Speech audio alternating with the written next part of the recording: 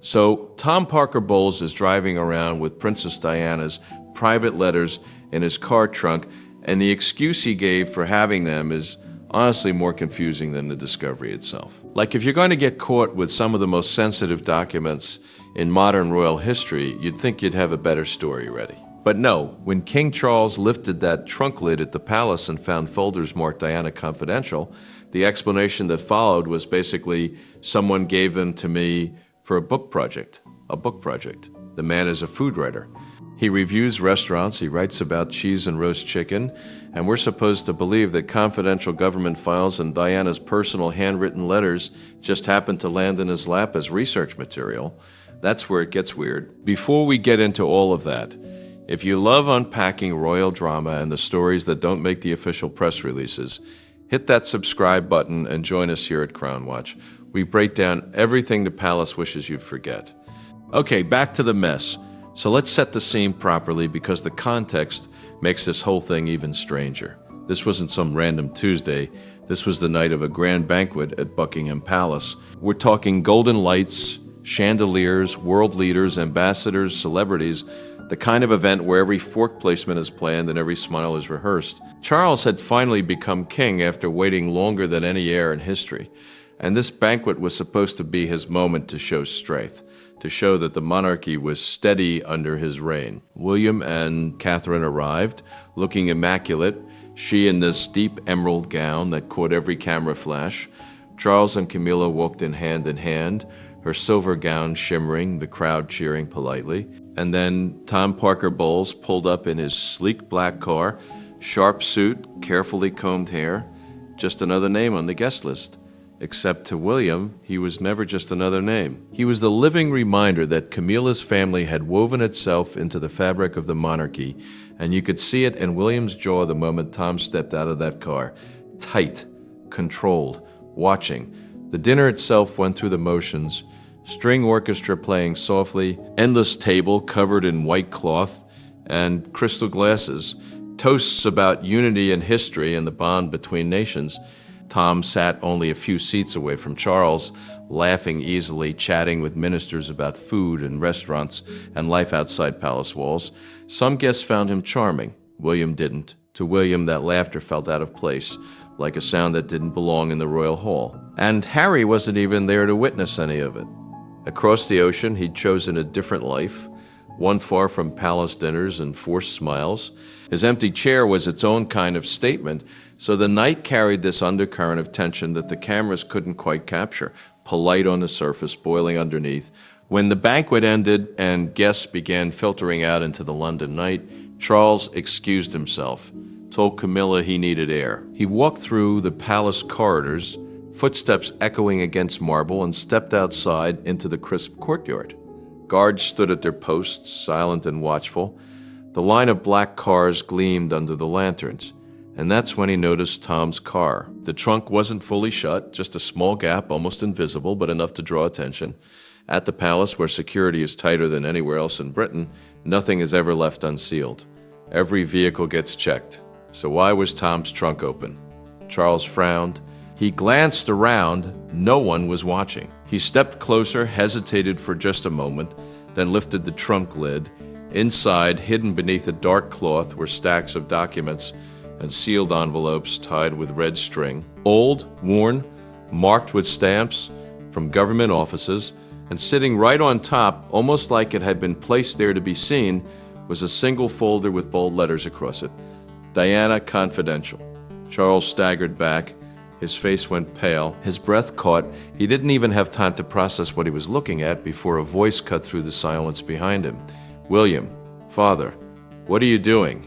And then William's eyes moved past Charles to the open trunk, and the shift in his expression was instant. Shock first, then something much sharper, fury. So here's the core contradiction that makes this entire situation unravel. Tom's explanation was that he didn't steal anything. He said someone gave him the files. A man he'd worked with before, someone who deals in rare documents, supposedly told him he had information about Diana and that people would pay millions for it. Tom claims he didn't believe him at first, but when he saw the documents, he took them just to keep them safe, in his car trunk at a palace banquet.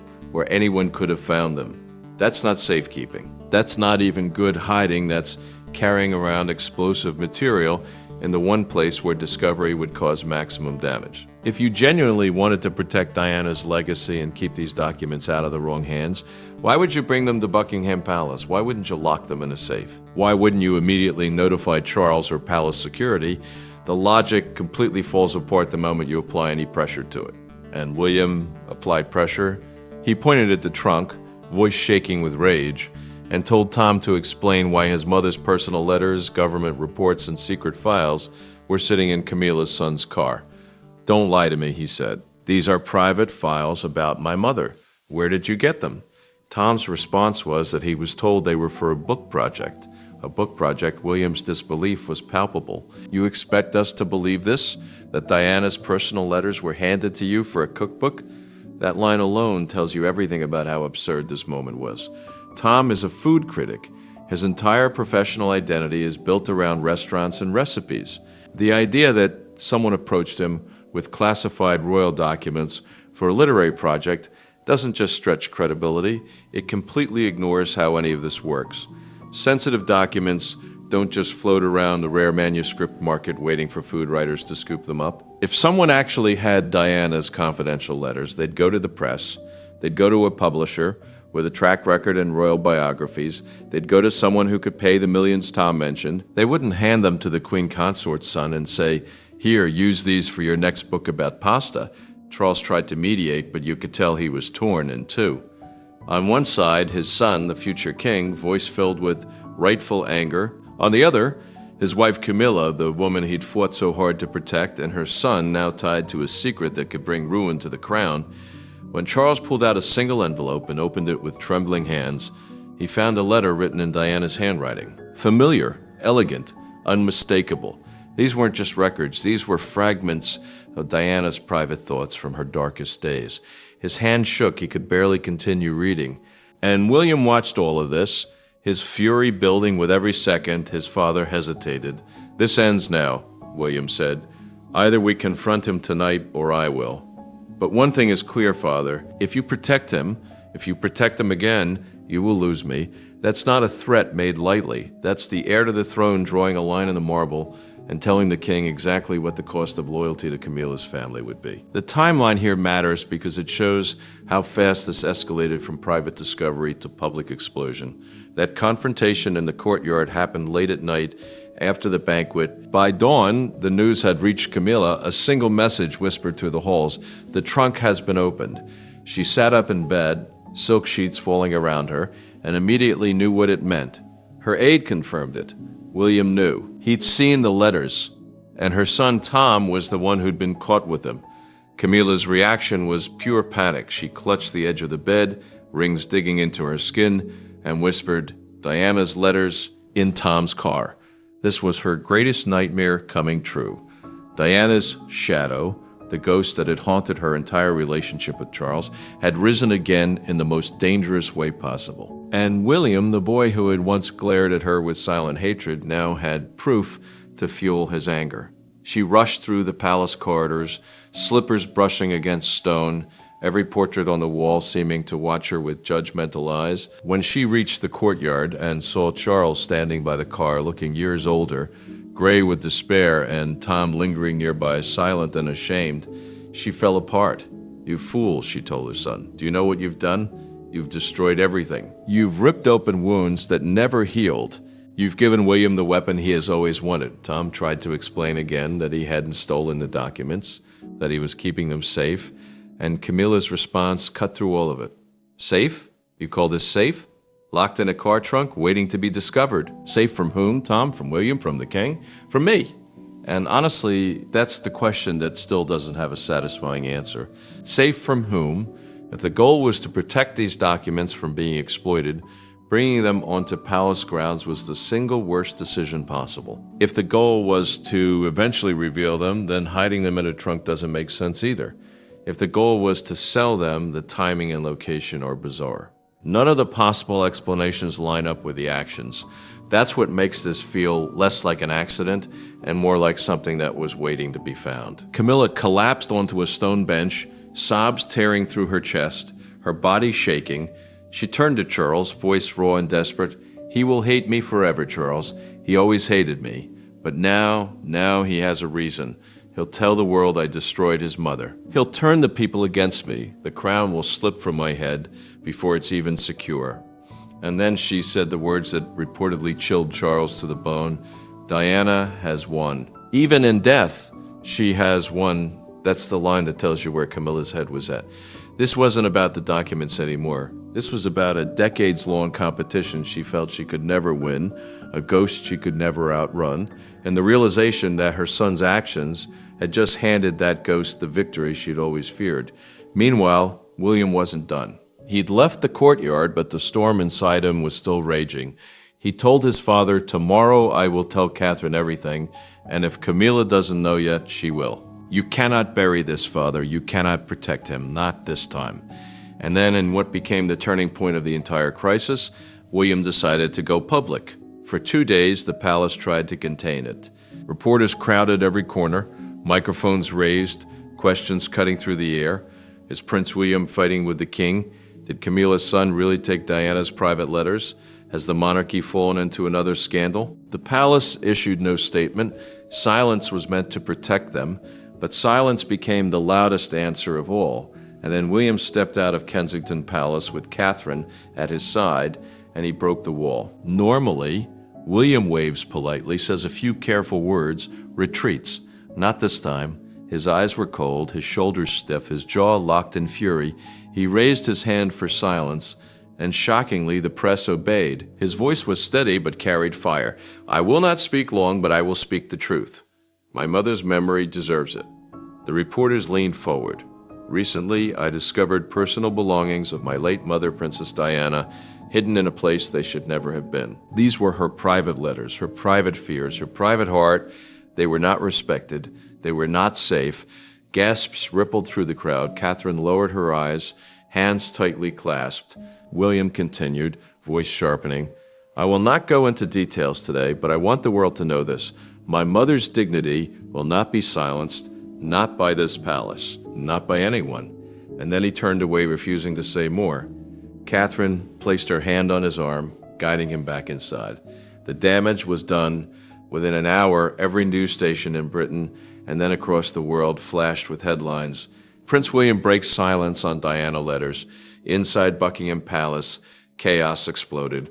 Advisors shouted across tables. Phones rang endlessly. Statements were drafted and redrafted, none strong enough to stop the wildfire spreading outside. Charles sat in silence, face pale, hands pressed together. Every word from William's mouth cut him deeper. He had begged his son to keep the matter private. William had chosen the world instead. And here's where the broader pattern becomes clear. This wasn't just about one trunk or one night. This was about years of unresolved grief, unspoken anger, and a family structure that had papered over its cracks with polite smiles and rehearsed photographs. William had spent his entire adult life playing the role of the disciplined heir. He smiled in front of cameras. He pretended everything was fine. He stood beside Camila at events and never publicly acknowledged the pain her presence caused him. But that trunk, those letters, Diana's handwriting, it broke something in him. It made him say out loud what he'd only ever expressed in silence. "All my life I've had to pretend this family was whole, but it wasn't. It was broken the moment you chose her over Mom." That's what he told Charles in the courtyard. That's the wound that's been festering for decades. The trunk just ripped the bandage off. The public reaction was immediate and fierce. Crowds gathered outside palace gates, holding pictures of Diana. They chanted her name as if she had returned from the grave to stand against the monarchy once more. Social media flooded with images of her, old interviews, her famous lines about being the people's princess. For many, it felt as though she had risen again, her spirit carried in the fury of her son. American networks replayed William's statement on every channel. Commentators debated whether this was the beginning of the monarchy's collapse. Newspapers carried split photos. On one side, a smiling Diana, on the other, a tear-streaked Camila. The headlines wrote themselves, and the people chose sides. Most stood with William. Some defended Charles. Very few stood with Camila. Charles, facing the greatest crisis of his reign so far, made a desperate gamble. He decided to address the nation directly. His advisors warned against it. Too dangerous to admit there were letters. Too dangerous to confirm William spoke truth. But Charles cut through them all. "No more lies," he said. "If we hide, we fall. If we stay silent, we burn. The people must hear from me. Not tomorrow, not next week. Today." Camila begged him not to do it. "If you speak of her, you will bury me. Every word you say will place Diana above me, even in death, and the people will never forgive me." Charles looked at her with tired eyes and said, "Tonight I am only a father, a broken father." His speech was short, but every word carved deep. He stood in the throne room, cameras blazing, and spoke not as a king but as a man. He admitted that Diana's personal letters had been found in a place they should never have been. He admitted it had caused deep hurt to his family, most of all to William. He said Diana was the mother of his children, that she would always be honored, always be remembered, always be respected. And then he said the words that stunned the nation: "Any failure to protect her memory is my burden and mine alone. I ask for patience, I ask for healing, and I ask for my son to forgive me." The reaction was instant. Crowds across Britain cheered his honesty. For the first time, many felt Charles had spoken with his heart, not with rehearsed words. But others turned their cheers into chants for Diana, raising her name as if she were still alive. The press praised his courage, but asked dangerous questions. If Charles admits failure, is Camilla fit to be queen? If William is the defender of Diana's memory, should he lead sooner than expected? Inside the palace, Camilla collapsed in tears. She felt stripped bare before the world, her crown slipping like sand through her fingers. Tom cursed under his breath, knowing the blame for the trunk would never leave him, and William sat in his study with Catherine and listened to his father's words in silence. When it ended, he didn't cheer. He didn't curse. He only whispered, "At last." He finally spoke the truth. Catherine touched his hand and asked, "So, will you forgive him?" William stared at the dark night beyond the window. His jaw was tight, his eyes still fierce. "I don't know," he said. "The truth has been spoken, but truth alone does not heal. And that's where the story really lands. Not on the discovery, not on the confrontation, not even on the public explosion. It lands on the fact that a family built on silence and image management finally had its walls broken down by a trunk that wasn't fully shut. Tom Parker Bowles may or may not have had innocent intentions. Maybe someone really did give him those documents. Maybe he really did think he was keeping them safe. But the way it all played out, the open trunk, the palace banquet, the timing, the book project excuse, none of it adds up to a clean explanation. What it adds up to is a family that has never properly dealt with its grief, its guilt, or its ghosts. Diana's letters were locked away in archives, but her memory was never really buried. It was just waiting for someone to lift the lid. Catherine, watching all of this unfold, wrote in her private journal that night, "I love my husband, but I fear for him. I fear that his anger, if not calmed, will become the very thing that destroys him. The world may want us as their king and queen, but I only want peace for our family. I pray he remembers that the crown is not a prize. It is a burden. And burdens, if carried with anger, will break even the strongest man." She closed the book and blew out the candle. The room felt dark, but the weight of everything that had happened didn't lift. Because the trunk was closed again, but the questions were still wide open. Who really gave Tom the files? Why now? What else was hidden among those papers? And most of all, what would William do with the fire his mother's memory had reignited in him? The monarchy survived the speech, survived the headlines, survived the night. But the fracture between father and son, between past and present, between the crown and the truth, that didn't heal. It just stopped bleeding long enough for the cameras to look away.